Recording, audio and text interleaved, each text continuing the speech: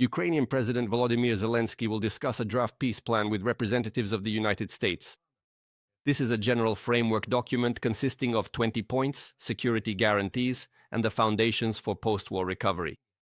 Also, according to Zelensky, a meeting in the format of a coalition of willing countries is scheduled for tomorrow. The main topic of the meeting is ensuring Ukraine's future security and preventing a repeat of Russian aggression. On the schedule is a conversation with the American side about a document that details the process of Ukraine's recovery and economic development after the war. At the same time, we are finalizing work on the 20 points of a fundamental document that could define the parameters for ending the war. And we expect to hand over the document to the United States in the near future after our joint work with President Trump's team and with our partners in Europe. This week may bring news for all of us and for ending the bloodshed. We proceed from the belief that there is no alternative to peace, and the key questions are how to make Russia stop the killing and what exactly will prevent Russia from launching a third invasion. Volodymyr Zelensky, President of Ukraine, on Telegram. Meanwhile, Emmanuel Macron, Friedrich Merz, and Keir Starmer have already held a phone conversation with Donald Trump regarding the US initiative to end the war in Ukraine. This was reported by German government spokesperson Stefan Cornelius. The participants in the talks agreed that a critical moment has come for Ukrainians and for the overall security of Europe. Intensive work to coordinate positions on the peace plan will continue in the coming days, the German government emphasized. Ukraine needs reliable security guarantees from its partners, the US and NATO, and everything that concerns us Europeans requires our consent. European security interests must be protected, and it is up to us to decide this. In this context, we are planning further coordination talks in the coming days. The past few days have once again highlighted that Ukraine is interested in a negotiated settlement and is firmly committed to it. Russia, on the other hand, continues its attacks on civilian infrastructure, the population, and energy supply with unrelenting brutality. Any territorial concessions by Ukraine that contradict international law will, in one way or another, be perceived by Russia as an interim success and, accordingly, will further push Russia to continue, increasing the militarization of its own country. This was stated on the Freedom TV channel by Mikhailo Podolyak, advisor to the head of the Office of the President of Ukraine. According to him, in order to find a compromise in the draft peace plan, it is first and foremost necessary to stop Moscow's desire to continue its aggression. This is not a matter of compromises, but rather a matter of legal nuances that need to be taken into account.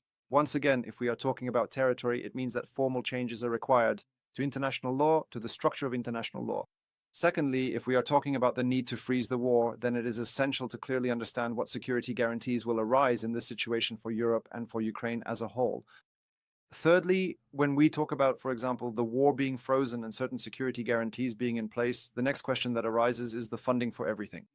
After military reconstruction, security reconstruction, infrastructure reconstruction, and so on. That is, where will this money come from, and why, in fact, should Ukraine and other countries, European countries, have to find these funds rather than have them financed? These reconstruction efforts should be funded by the Russian Federation, by the aggressor's money, because, again, this would require changes in the understanding that for any act of aggression, the aggressor must bear legal and financial responsibility. I'm not even mentioning other aspects. I'm not even talking about the moral and historical responsibility, but nevertheless, the aggressor must and is obliged to bear legal and financial responsibility. Otherwise, it will only encourage them to profit from continuing their expansion. American Democratic Senator Richard Blumenthal stated that U.S. President Donald Trump should replace his envoys, Steve Witkoff and Jared Kushner, who were involved in the peace plan project for Ukraine. In his view, they are acting as negotiators in Russia's interests, rather than as impartial mediators. The senator is also concerned that Trump is pushing Ukraine to quickly sign a peace agreement without security guarantees. Witkoff and Kushner seem to be biased against Ukraine. I think Trump needs new envoys. These ones seem to be on Russia's side instead of being impartial or objective negotiators. And I am deeply concerned that Trump seems to be abandoning Ukraine, forcing it to make territorial concessions that are unfair and unreasonable, and depriving it of the military aid it needs to defend itself against Putin's carnage.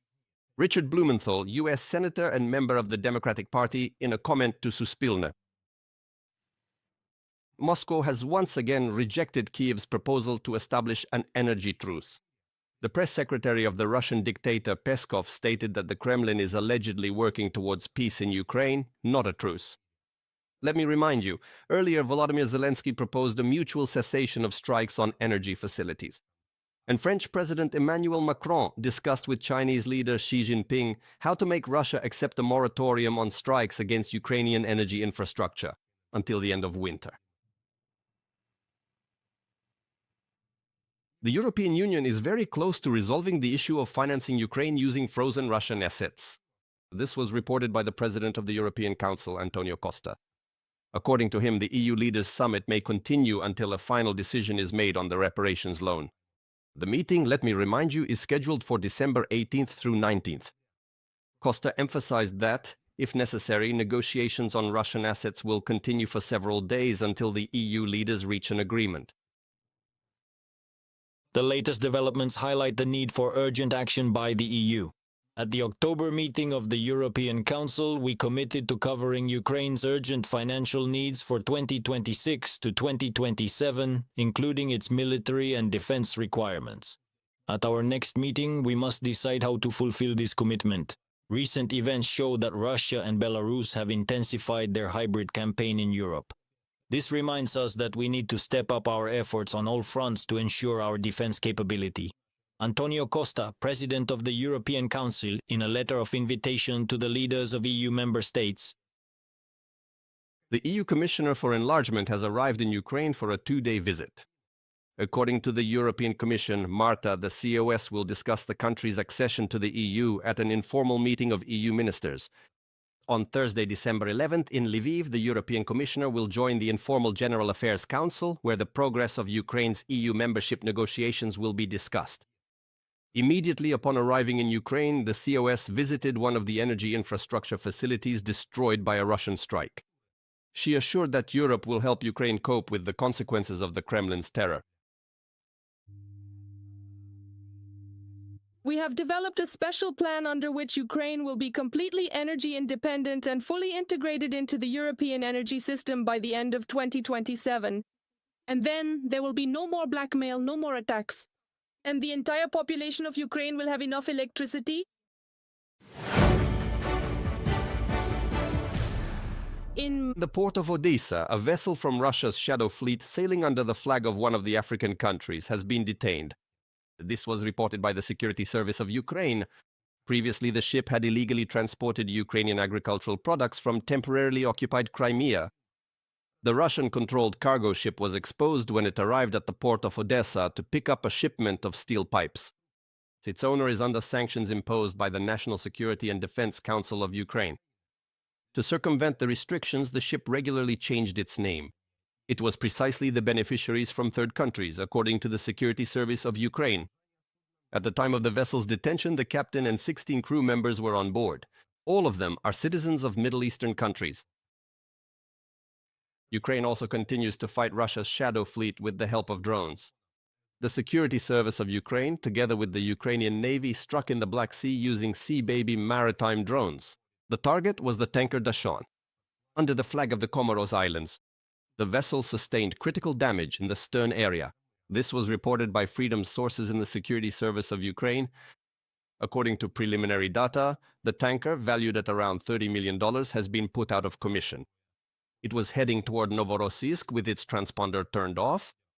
The vessel is part of Russia's Shadow Fleet and is under sanctions from the EU, the United Kingdom, Canada, Australia, and Switzerland.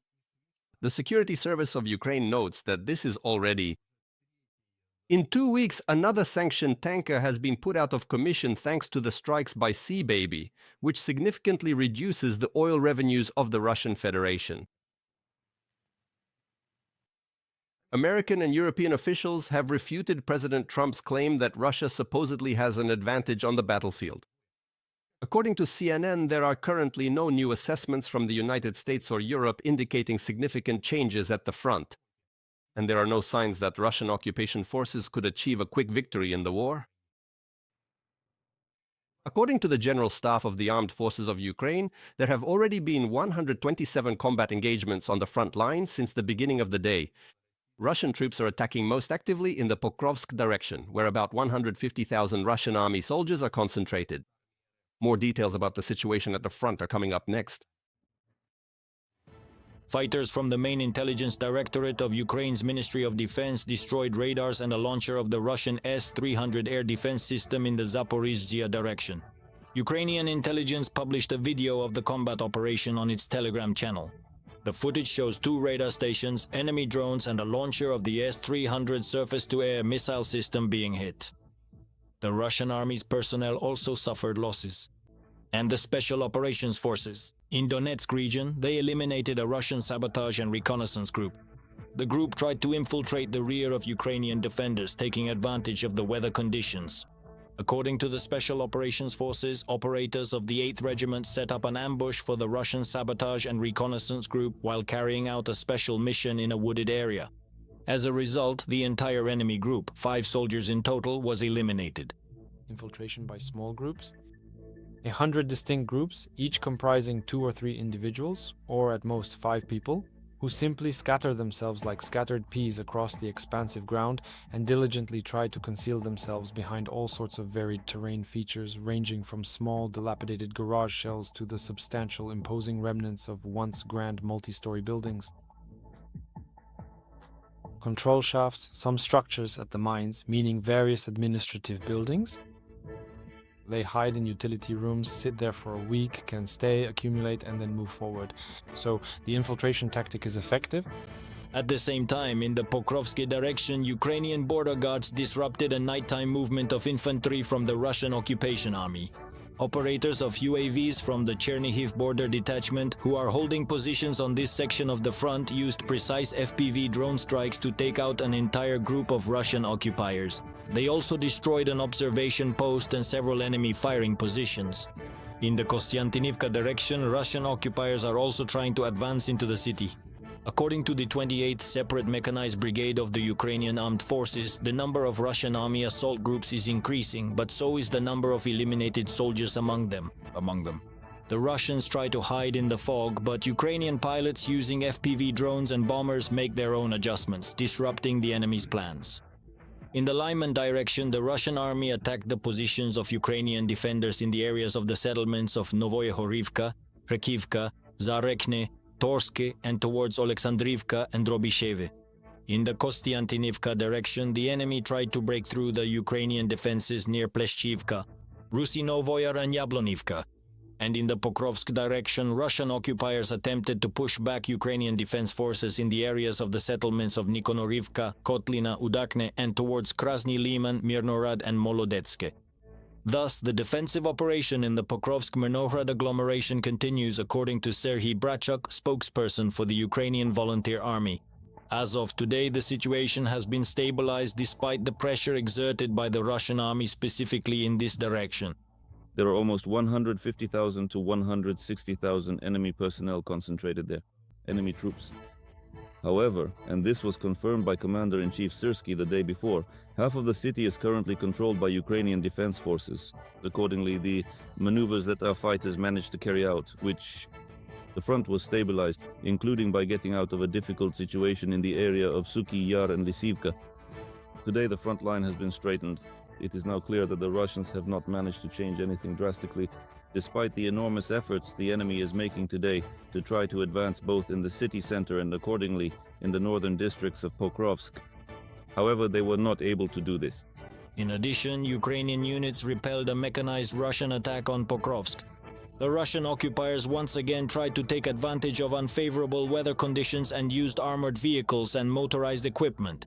Enemy columns attempted to break through from the southern direction into the northern part of the city. But the unit of the 7th Rapid Response Corps of the Ukrainian Air Assault Forces acted in an organized manner. They repelled the attack. Other Ukrainian units, including artillery, struck enemy equipment and personnel. According to preliminary information, units of the 76th Pskov Air Assault Division of the Russian Armed Forces were involved in the attack. The defense forces continued to strike at Russian surface-to-air missile systems. Drone operators from the Unmanned Systems Forces within their units' areas of responsibility destroyed 2 Tor-M1 self-propelled SAM systems and 1 new Buk M3 SAM system of the Russian army. The destruction of such systems is highly significant as the Russian army is experiencing a severe shortage in the production of high-tech and expensive SAM systems to make up for its losses. Earlier, fighters from this same unit destroyed 3 Russian air defense systems worth nearly $60 million in just 3 days. And in the past 24 hours, Ukraine's defense forces have eliminated 1,010 Russian occupiers. Thus, according to the General Staff of the Armed Forces of Ukraine, the total losses of the Russian army since the start of the full-scale war have exceeded 1,183,000 military personnel. In addition, the day before, Ukrainian defenders destroyed 1 tank, 1 armored combat vehicle, 25 artillery systems, and 107 units of enemy automotive equipment.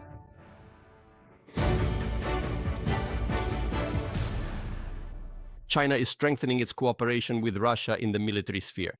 In this regard, the President of Ukraine, Volodymyr Zelensky, instructed the Foreign Intelligence Service to more closely monitor potential threats. According to him, part of Russia is effectively under China's control, which is obtaining necessary resources from there. In addition, Volodymyr Zelensky tasked them with monitoring other aspects as well, particularly those concerning the national interests of Ukraine and its partners. Global security should not suffer because Russia's drive for aggression is not diminishing, the Ukrainian leader emphasized. Poland may transfer MiG-29 aircraft to Ukraine in exchange for access to Ukrainian drone and missile technologies. This was stated by the Polish General Staff of the Armed Forces. According to the command, the issue is being actively discussed, but a final decision has not yet been made. The agency added that the transfer of fighter jets would become an element of the policy to support Ukraine and ensure the security of NATO's eastern flank. Germany has deployed Eurofighter jets in Malbork, Poland. This is part of a NATO mission to strengthen the eastern flank against Russian airspace violations, Reuters reports. The redeployment of equipment was a response to recent incidents involving Russian drones and aircraft. Along with the fighter jets, the Bundeswehr sent 1,500 military personnel to Poland, including not only pilots but also technical staff, logisticians, and military police. The alliance's presence in the Kaliningrad area will be reinforced until March of next year. Eurofighter jets serve as a means of deterrence but also as a tool for active defense against threats. However, in the future, we will undoubtedly use a combination of various weapon systems and means of protection against unmanned aerial vehicles. This also includes ground-based systems that are currently being developed and produced in European countries. Since the first visit of U.S. Secretary of Defense Hegseth to Poland, we have maintained very close relations with those responsible for defense policy. But above all, we have established excellent relations between our armed forces. As for the Americans, Poland, we have a statement from President Trump that their numbers will not be reduced, and we are offering the American side to increase the presence and responsibility of American troops in Poland. This is one of the pillars, this close Polish-American military alliance within NATO. Denmark is recording a record increase in hybrid threats from Russia, writes Reuters, citing the annual report of the Security and Intelligence Service. It also states that Russia's war against Ukraine has a particular impact on the security situation. Meanwhile, as reported by the German Air Traffic Control Service, Germany is preparing plans to protect its airspace. Kristina Dombrovskaya will tell you more in detail. Moscow may intensify hybrid attacks against states, NATO members, writes Reuters, citing a forecast by Danish intelligence. According to the Danish Security and Intelligence Service, the countries posing the greatest threat to the alliance's security are Russia and China. The world's great powers are increasingly prioritizing their own interests and using force to achieve their goals. At the same time, uncertainty has arisen regarding the role of the United States as a guarantor of European security. This will increase Russia's willingness to intensify its hybrid attacks against NATO. From the Reuters publication.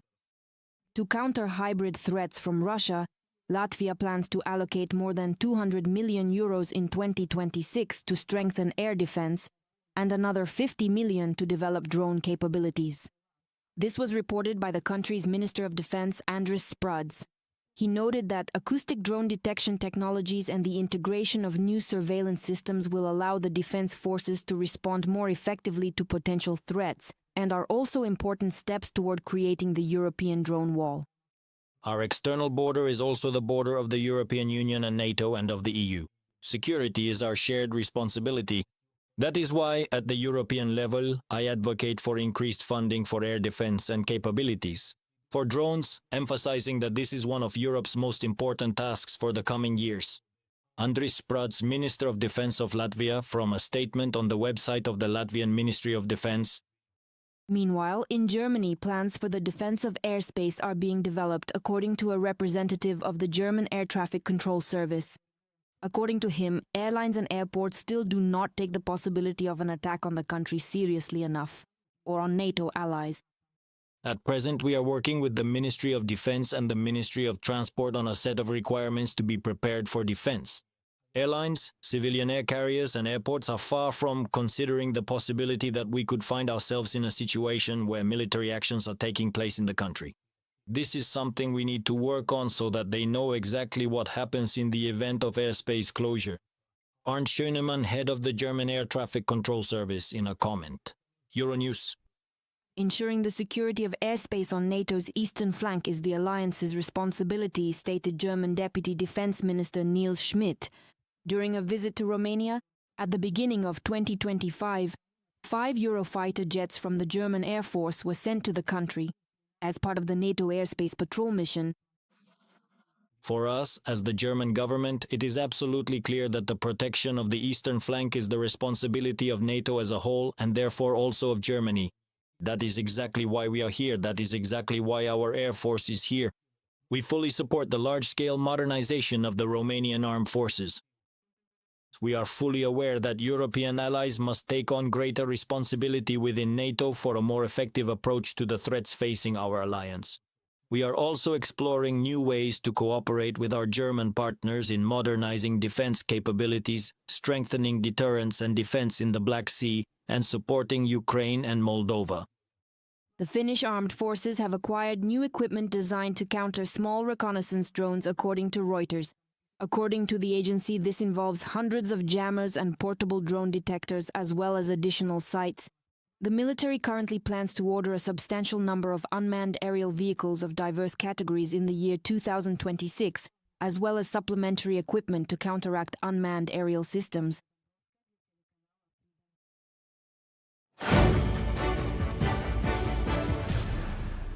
The European Union notes insufficient pressure on Russia during discussions of a possible peaceful settlement in Ukraine. This was stated by the EU High Representative for Foreign Affairs and Security Policy, Kaja Kallas. According to her, there is a risk that with weak pressure, a peace agreement could in fact reward the aggressor. She emphasized that the current format of discussions does not create sufficient incentives for Russia to end the war on fair terms. We see agreements and discussions between Ukraine and the United States, as well as between the United States and Russia. What we also clearly see is that there is not much pressure being put on Russia. We cannot end up in a situation where a peace agreement effectively rewards aggression, because then there will be more of it. The EU has put forward a number of conditions that are for it. Red lines? I mean respect for the territorial integrity and sovereignty of the Ukrainian people, as well as the return of Ukrainian children. And we have all these points. I believe it is important that we continue to raise these issues when it comes to putting pressure on Russia. Putin is trying to present the Russian economy as capable of sustaining a prolonged war against Ukraine. He wants to convince the West that Russia's victory is inevitable, analysts from the American Institute for the Study of War explain. The Kremlin is mocking diplomacy and intensifying its strikes on Ukraine, said European Commission President Ursula von der Leyen. But according to her, the EU has both the means and the will to increase pressure on the Russian Federation and force it to begin real negotiations for peace. Yulia Agranovskaya will continue on this topic. Putin is expecting not less but more war, writes Sky News. Moscow's statements about striving for a peaceful settlement do not correspond to the actual actions of the aggressor. The Russian army has not only failed to stop shelling peaceful Ukrainian cities, but on the contrary has intensified terrorist attacks on the country's civilian and critical infrastructure. Russia is putting forward unfeasible conditions for ending the war.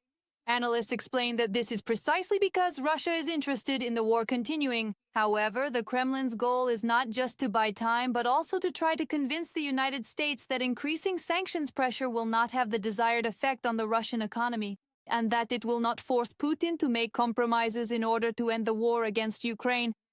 Putin is trying to portray the Russian economy as capable of sustaining a prolonged war against Ukraine, which likely supports the ongoing Russian cognitive warfare, falsely claiming that Russia's victory is inevitable. It appears that the Kremlin is trying to link its statements about the Russian economy to a complex narrative of Russia's inevitable victory on the battlefield. Both narratives are aimed at forcing the West and Ukraine to capitulate to Russia's demands out of fear of intensified and prolonged Russian military operations in the future. From the Institute for the Study of War report. The longer Putin wages war against Ukraine, the greater the costs will be for Russia, according to European Commission President Ursula von der Leyen. The European Union does not intend to ease sanction pressure on Moscow. On the contrary, since the start of Russia's full-scale invasion of Ukraine, Brussels has adopted 19 sanction packages against the aggressor and is working on the 20th. In this new era, geoeconomics goes hand in hand with geopolitics. We know how painful an impact our sanctions have on Russia's military economy.